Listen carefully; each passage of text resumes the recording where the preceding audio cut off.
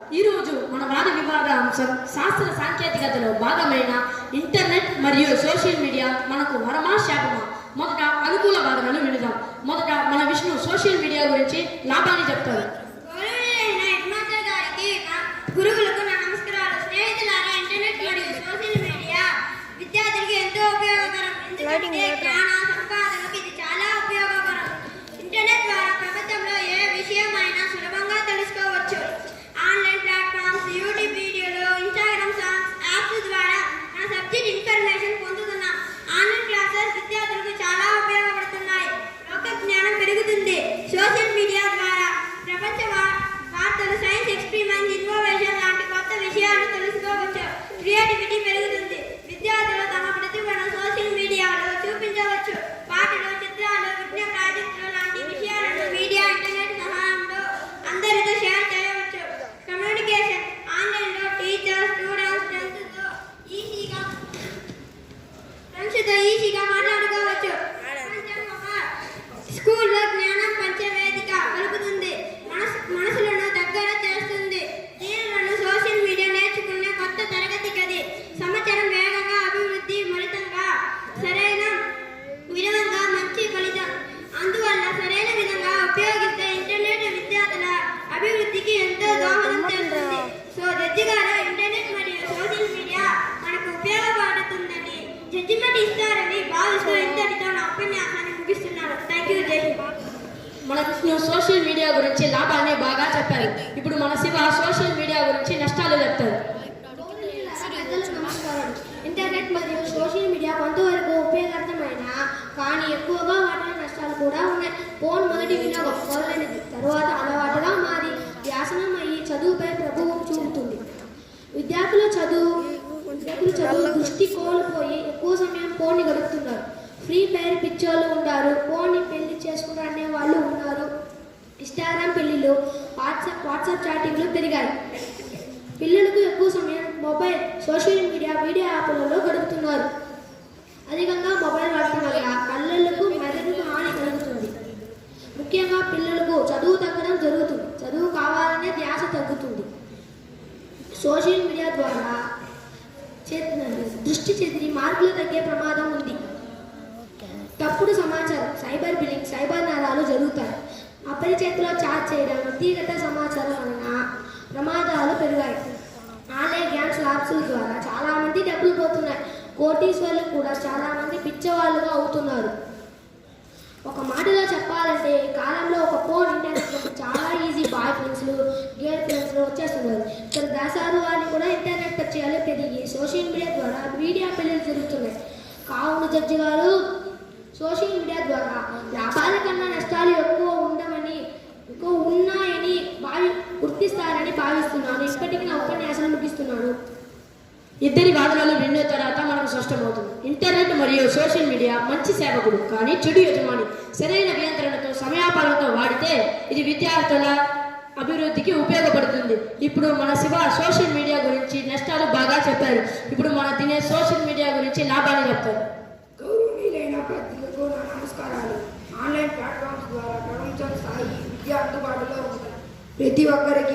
ప్రతి ఒక్కరికి జ్ఞానం అందుబాటులోకి వచ్చింది. ఫోన్ ద్వారా ప్రపంచం విషయాలన్నీ తెలుసుకుందాం. విద్యార్థులు తమ ప్రతిభను ప్రపంచానికే చూపే అవకాశం కలిగింది. డిజిటల్ నైపుణ్యంలో భవిష్యత్తులో ఉద్యోగాలకు దోహదం చేశాయి. ఏఐ ద్వారా భవిష్యత్తులో ఉద్యోగాల్లో అవకాశాలు పెరుగుతాయని ఇంటర్నెట్ అరచేతిలో జ్ఞానం. దినేష్ సోషల్ మీడియా గురించి లాభాన్ని బాగా చెప్పారు. ఇప్పుడు మన పూర్ణసాయి సోషల్ మీడియా గురించి నష్టాలు చెప్తారు. అయ్యా జడ్జి గారు, దినేష్ గారు చాలా బాగా అరచేతిలో విజ్ఞానం, మొబైల్ అని చెప్పారు. బాగుంది. కానీ దాని వలన మానసిక ఆరోగ్యంపై ప్రతికూల ప్రభావం ఏర్పడుతుంది. సోషల్ మీడియా ద్వారా అపోహలు వ్యాపిస్తాయి. ఉదాహరణ చెప్పాలంటే సోషల్ మీడియాలో చాలా వరకు ఫేక్ న్యూస్లు వస్తుంటాయి. సైబర్ బ్యూలింగ్, డేటా దోపిడీ సమస్యలు. ఇదొక విషయం అయితే కుటుంబ సభ్యులతో గడిపే సమయం తగ్గిపోవడం జరుగుతుంది. ప్రతి ఒక్కరికి ఒక ఫోన్, ఇంట్లో ఫ్రెండ్స్తో, బంధువులతో గడిపే సమయం తగ్గింది. మారిన మనుషులు స్నేహితులే వద్దంట, బాధలు కాదు స్నేహాలు తగ్గిపోయాయని ఓ అధ్యాయంలో వెళ్ళడమైంది. బిజీ లైఫ్ స్టైల్స్, అడిక్షన్తో ఫ్రెండ్షిప్ అనే లైన్కే ఫ్రెండ్షిప్ సంఖ్య పరిమితమైంది. 1960లో ఒక్కరికి 100 మంది స్నేహితులుంటే 1990 సమయంలో ఐదుగురికి ప్రస్తుతం ఒక్కరికి పడిపోయింది. దేశంలో 15% మందికి అసలు ఫ్రెండ్సే లేరు. దీనిని ఫ్రెండ్షిప్ రిలేషన్ అంటారు. ఇది ఒంటరితనానికి దారి తీస్తుంది, డిప్రెషన్లోకి నెట్టేస్తుంది. ఫోన్ల ద్వారా బానిసైన పిల్లల్లో ఆర్టిజం పెరుగుతుంది. ఫోన్ల కోసం కన్న తల్లిదండ్రులను కూడా వద్దనుకుంటున్న యువత. శాస్త్ర సాంకేతికత మనకు శక్తిని ఇస్తుంది. ఆ శక్తిని ఎలా ఉపయోగించాలో మన చేతిలోనే ఉంది. సాంకేతికతకు బానిస కాకుండా సేవకుడిగా మారుదాం. మన పూర్ణ సాయి సోషల్ మీడియా గురించి నష్టాలు బాగా చెప్పారు. ఇప్పుడు మన బాలసుబ్రహ్మణ్యం సోషల్ మీడియా గురించి లాభాలు చెప్తారు. గౌరవనీయులైన పెద్దలకు నా నమస్కారాలు. ముందు చెప్పిన పూర్ణ సాయి బాగా చెప్పారు. స్నేహితులు లేకపోతే ఏమిటి, నాకు 1K ఫాలోవర్స్ ఉన్నారు. స్నేహితులారా, ఇంటర్నెట్ లేకపోతే మన హోంవర్క్ సేవ చేస్తారు. గూగుల్ అన్న ఉన్నాడు కదా, ఒక క్లిక్ చేస్తే చాలు జవాబు రెడీ. యూట్యూబ్ చూస్తే మనం డ్యాన్స్ నేర్చుకోవచ్చు. అమ్మమ్మ దూరంగా ఉన్న వీడియో కాల్లో కనిపిస్తుంది. అందుకే ఇంటర్నెట్ మన సూపర్ హీరో. వంట రాని వాళ్ళకు వంట ఎవరు నేర్పిస్తారు? బ్యూటీ టిప్స్, ఇంటి టిప్స్ ఎవరు చెప్తారు? మనకు వచ్చే డౌట్స్ క్లారిఫికేషన్ ఎవరు చేస్తారు?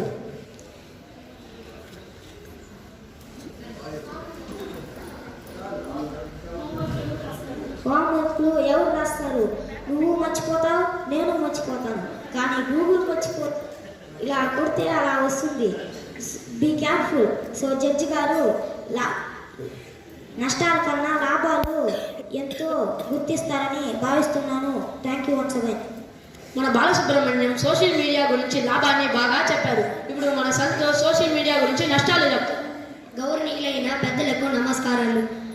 అయ్యో సూపర్ హీరో కాదు, సమయ దొంగ. 5 నిమిషాలు గేమ్ అనుకుంటాం, 2 గంటలు అయిపోతాయి. మన కళ్ళు చెబుతాయి చాలు బాబు ఇంకా ఆ పని. పుస్తకం మాత్రం మూలల్లో ఏడుస్తుంది. అందుకే జాగ్రత్తగా వాడాలి మొబైల్. ఆన్లైన్ సేకరణలు, హైబ్రిడ్ వస్తువులు, పెరిటి మోసాలు, ఆర్మీ అధికారులు పేరు ప్రకటనలు ట్రాన్స్పరెంట్ అవ్వడంతో తక్కువ ధరకే ఇస్తుంటారు.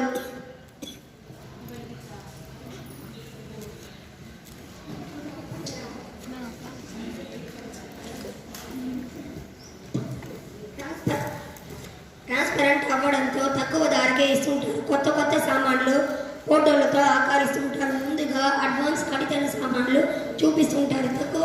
తొందరపడి డబ్బులు వేస్తే అంతే సంగతులు. వాళ్ళు పంపించే QR కోడ్ స్కాన్ చేయడం, తక్కువ ధర అంటే ఆశపడి మోసపోవడం. ఇది సోషల్ మీడియా. సమయపాలన ఉంటే సమస్య లేదు. ఫేక్ న్యూస్ గుర్తించడం కూడా నేర్చుకోవాలి. టెక్నాలజీని తెలివిగా వాడాలి.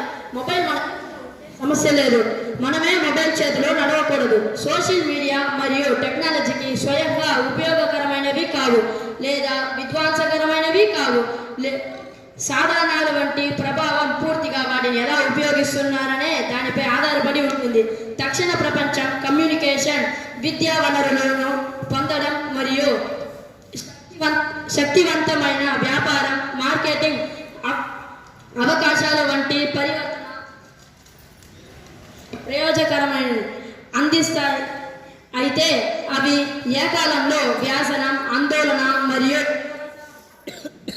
నిరాశ వంటి మానసిక ఆరోగ్య సమస్యలు, తప్పుడు సమాచారం వ్యాప్తి, సైబర్ బెదిరింపు మరియు ముఖాబింబి సామాజిక నైపుణ్యాల కీరణ మరియు ముఖ్యమైన ప్రమాదాలను కలిగిస్తుంది. సంతోష్ ఇంటర్నెట్ మరియు సోషల్ మీడియా వల్ల నష్టాలు బాగా చెప్పారు. Judgment. Technology is a good servant but a bad master. సాంకేతికత మంచి సేవకుడు కానీ చెడు యజమాని. Technology increases shared. పంచుకున్న జ్ఞానం పెరుగుతుంది. Use technology, don't let technology use you. శాస్త్ర సాంకేతికత ఒక శక్తి. ఆ శక్తిని ఎలా సద్వినియోగం చేస్తే అభివృద్ధి, దుర్వినియోగం చేస్తే. కాబట్టి టెక్నాలజీకి బానిస కాకుండా బాధ్యత పౌరుడుగా. ఉదాహరణ, కత్తికి మంచి చెడు ఉన్నట్లు పండ్లు కోసే మంచిది, పీక కోసే తప్పు.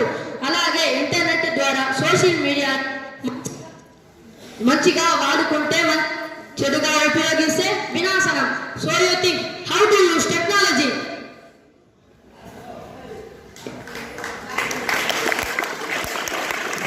సార్ ఇంకా ఉంది సార్, ఉండండి సార్, ఉండండి రా.